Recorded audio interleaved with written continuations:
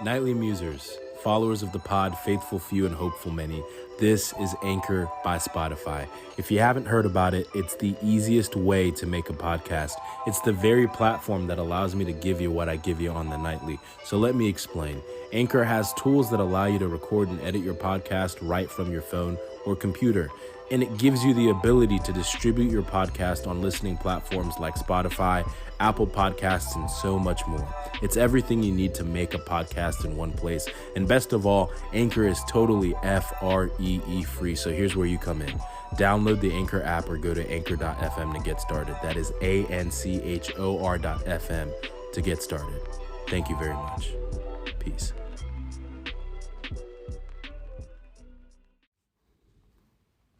Good evening, Nightly Musers.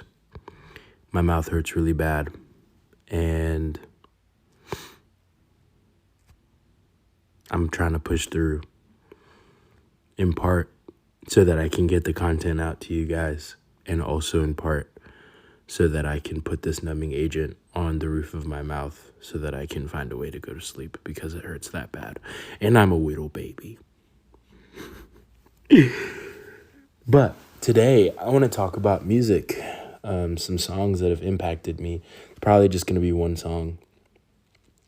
But I guess in the wake of the Buffalo shooting in Uvalde, I believe that is the place in Texas where the shooting was, there's obviously a lot of hurt, anger, usually in these situations, a lot of division. But there can also be a lot of hopelessness. And one thing I keep hearing, which is very interesting, is as the world feels like it's getting bigger, our access, our ability to take in what's going on everywhere at once. I think that's, what is that, a movie, Everywhere, Everything, Everywhere, All at Once or something like that. Crazy movie.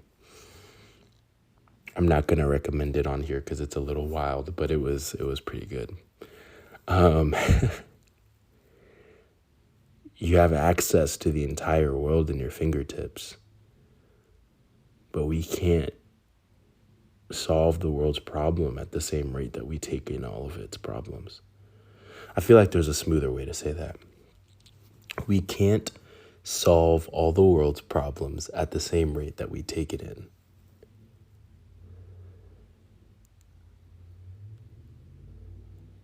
I feel like that's as smooth as it's going to get.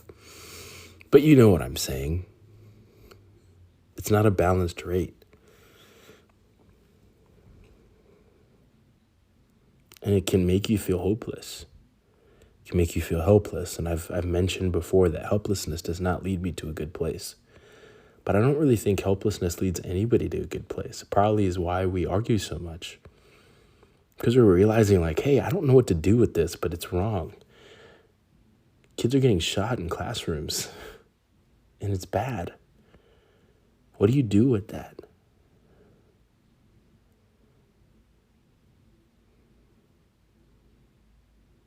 Instagram post here, Instagram story there, Instagram fight, Facebook fight, Twitter fight. And then all of a sudden we move on like nothing happened, and then it happens again and we're up in arms. And after a while, you do get furious. And there's this song, I would say, as confidently and also I guess humbly as anybody can say, like, by God's grace, I feel like my faith is pretty unwavered. I don't feel like there's anything that's going to get me to not believe in God. But man, there are times where I just feel like, God, where are you? And it makes prayer hard. It makes being honest with him hard because I'm expressing myself to the one person who can solve the problem, but he's also the one person who knows what's going on. And so I feel like, why should I have to say anything? But there's this song that I encountered for the first time when I was in middle school by this band named Switchfoot that I always loved when I was a kid because it asked questions but I've learned to appreciate even more because of the questions that it was asking now that I'm an adult. It's called Vice Versus. And I've been known to sing some of the lyrics. And I'm going to try to. The chorus. I know that there's a meaning to it all. A little resurrection every time I fall. You got your babies, I got my hearses. Every blessing comes with a set of curses. I've got my vices, got my vice verses. I got my vice verses. Oh, ooh, yeah. I got my vice verses. So that's the chorus, right? I don't even know if I'm allowed to do this, but we're going to go for it. Because what is it, a karaoke? I'm just covering it. I'm just telling people about a song that I like a lot. So, I doubt they're going to sue me. But if not, forgive, please. I didn't write that, Switchfoot. I've given the creds. But anyway, I'm going to read the rest of this for the sanctity of my pod, for its safety. And I'm tired of singing, to be honest. Where is God in the city light? No, I read the wrong line. Where is God in the city life? Where is God in the city light? Where is God in the earthquake? Where is God in the genocide? Where are you in my broken heart? Everything seems to fall apart. Everything feels rusted over. Tell me that you're there. I know that there's a meaning to it all. A little resurrection every time I fall. You got your babies, I got my hearses. Every blessing comes with a set of curses. I've got my vice, blah, blah, blah, blah, blah. So close to just being so smooth. I've got my vices, I got my vice verses. I got my vice verses. And so these lines, where are you? When the world feels broken beyond repair, where are you? When earthquakes cause mountains to tear, where are you? When fear makes my heart tremble,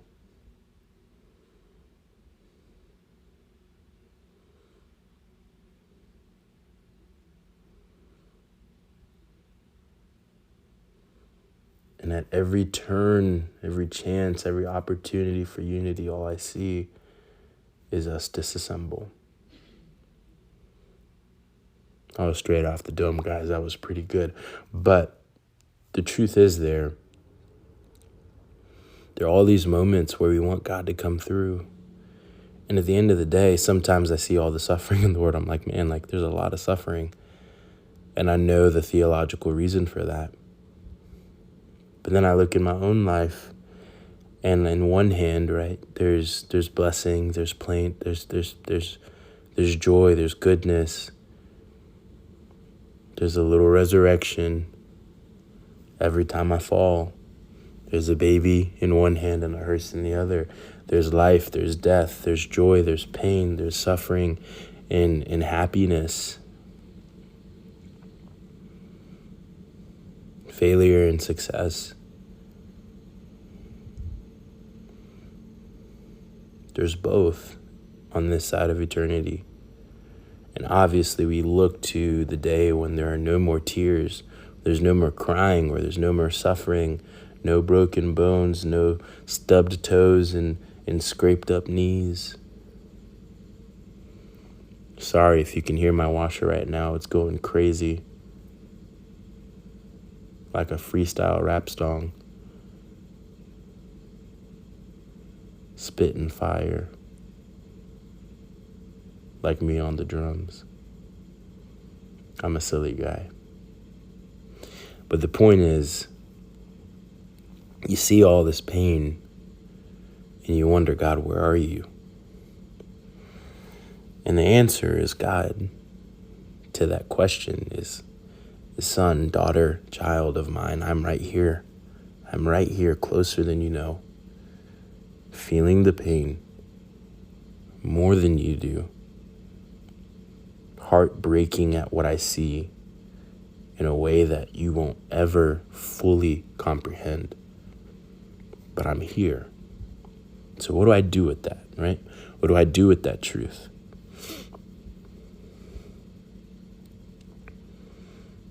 And I guess my answer, because I don't have a great one, is similarly to the King's Kaleidoscope episode, is you keep asking the questions and you keep coming to his feet. You keep bringing those tears. You keep bringing those sorrows to the throne. Because sometimes life sucks. Sometimes the world does feel broken. But if you're like me and you still walk outside and look at the stars and see glory, you see a vast universe out there, galaxies, and you realize that you are so small and the world is so big, but that in some crazy way, life in all of its complexities was made so that it could be sustained perfectly for us, for the animals, for life in general. And you see all of that and you're like, man, there's got to be somebody out there. And so that's my first step. I can go into more depth about that, but that's my first step, is I see the complexities of this world, and I think to myself, it can't just be an accident that I'm here.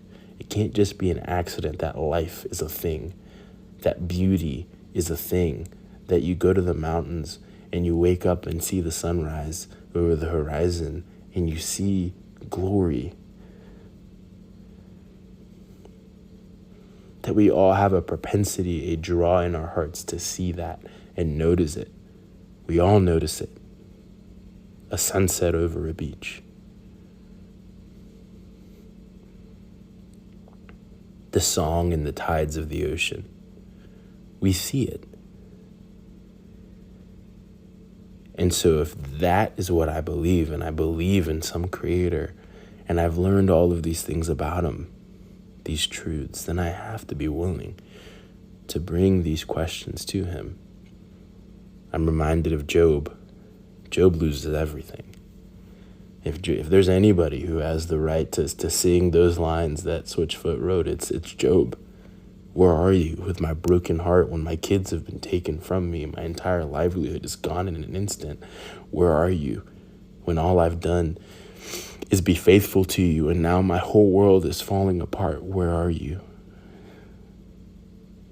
And while, yes, God answers him in a really weird way, and yes, he does restore right at the end. There's somewhat of a happy ending. What I appreciate about that book is that he doesn't chastise him for asking the questions. And I, human, incomplete person, can get caught up in the fact that, yeah, God, you brought back, you restored him, you gave him kids again, you restored his livelihood, but it doesn't change the fact that his other kids died. Like, yes, I still wrestle with those things, and no, I don't have answers for those things. But I do have a couple answers that he does give. One of those, which isn't easy to swallow, is I'm God and you're not. But the other is that he lets him ask the questions and he lets him feel his feelings. He doesn't chastise him for being upset. And I think that's one of the most healing things, one of the most helpful things in my faith is knowing that I serve a God who allows me to feel regular human emotion in his direction, because he's the only person who's big enough to be able to handle all of my feelings. He's the only person who's able to handle the heartbreak of this world. And so, when I think about the question, where is God in the city life? Where is God in the city lights?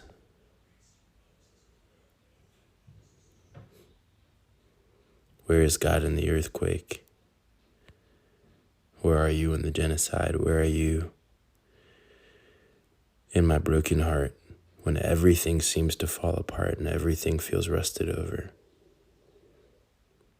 The answer to the part where it says, tell me that you're there, is, son, Tinayeshe, I am there. And all I can say, and I'll probably be saying this over and over again, is the only time that I ever had the guts to be that honest with him in my own prayer life. I felt his nearness, his presence, his proximity, his comfort more tangibly than I'd ever felt it, experienced it, sensed it than ever before.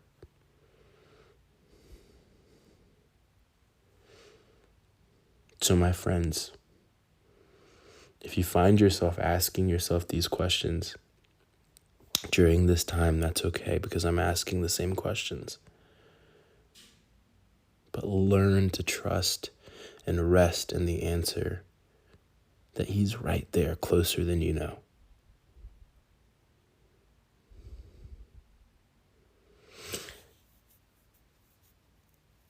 And to be more real,